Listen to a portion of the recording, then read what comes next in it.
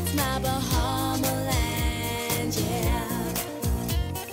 Friends in every place, a smile on every face.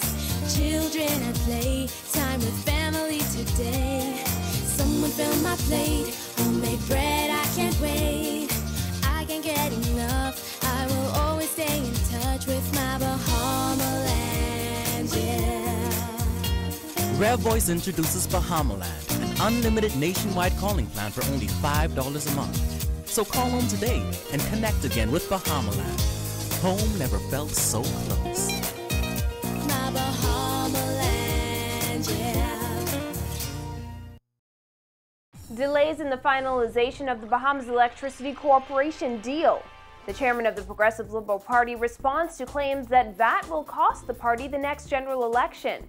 A beach battle takes over Junkanoo Beach. More concerns raised over the state of Surrey horses in the country and saying goodbye to a member of the family. We have those stories and more coming up tonight. Good evening, Bahamas. I'm Christina McNeil, and your MB12 starts right now.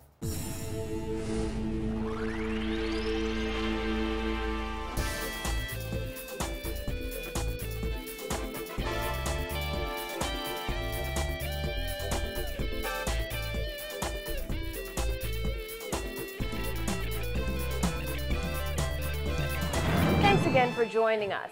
Despite earlier promises that the Bahamas Electricity Corporation deal would be finalized this month, Deputy Prime Minister Philip Brave Davis revealed today that it will likely not be finalized until next month.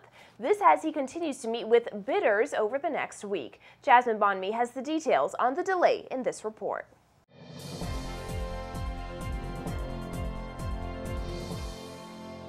The Deputy Prime Minister revealing that the deadline has now been pushed back and a decision is not expected to be made until sometime next month.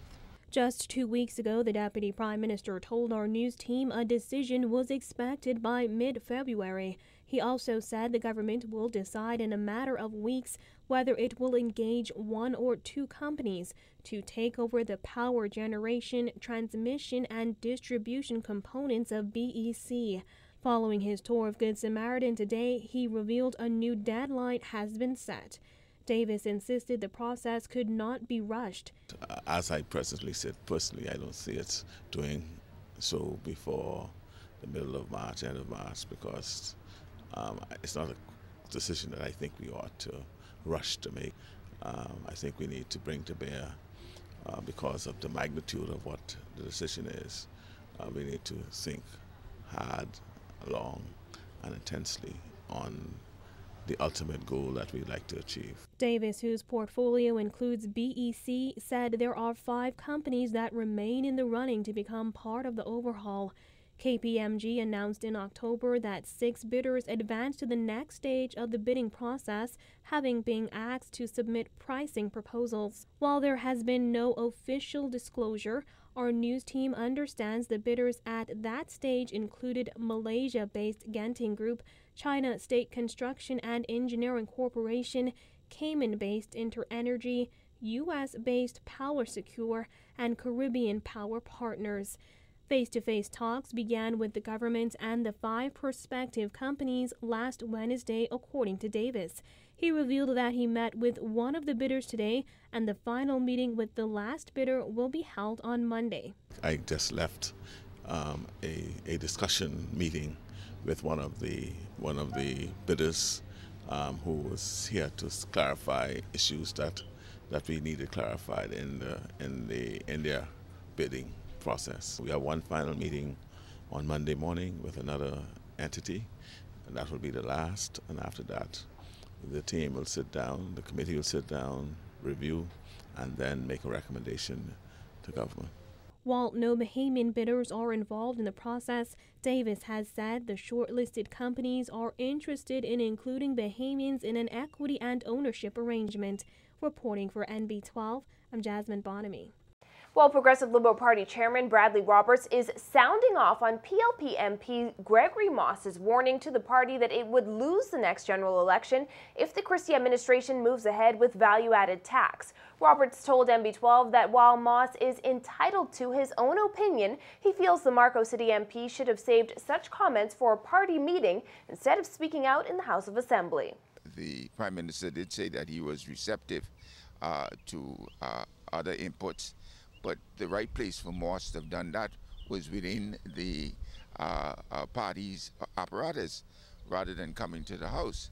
But it is what it is.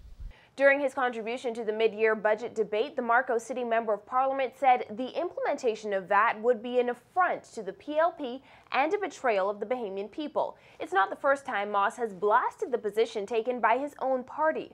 Roberts says some people are beginning to feel that Moss is not a team player. Some people are suggesting that he isn't, but you remember that he is a new player. So I guess he's taking some time to adjust the rules of the game and the realities of the situation. Assertions that he doesn't know where the rest of his colleagues are, but he is on the ground. Roberts says he doesn't know what ground the PLP MP is on.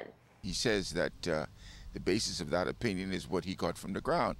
Well, I don't know whether he listened to the same ground as we have listened to and his colleagues has listened to, but they don't share his opinion on that one. However, the PLP chairman did credit Moss with suggesting alternatives to VAT that he feels the government should consider. Prime Minister Perry Christie was back on the island of Andros today. The government awarded millions in contracts to several local contractors to transform 200 acres of land in North Andros. The contractors will be responsible for building the Bahamas Agricultural and Marine Science Research Institute campus, as well as the physical plant. Christie and his ministerial team returned to New Providence this afternoon. We'll have details of that in tomorrow's newscast. And the 19-year-old man who reportedly stabbed his 14-year-old relative last weekend will not be charged by police. Assistant Commissioner of Police Anthony Ferguson tells our news team that the case will be forwarded to the coroner's court. Meanwhile, the teen has been released from police custody. Police say Gilbert Bain Jr., a 9th grade student at S.C. McPherson Junior High School, was found after 7 p.m. Saturday suffering from stab wounds at a home on Golden Sun Drive. He was rushed to hospital and died shortly after 6 p.m. on Sunday. Bain's mother, Lamar Kessa Bain, told our news team that her son asked a relative what he should do about bullies. He was reportedly stabbed during what was supposed to be a lesson in self-defense. The coroner's court will now ultimately decide whether Bain's death was the result of an accident. Coming up, a beach cleanup battle ensues at Junkanoo Beach.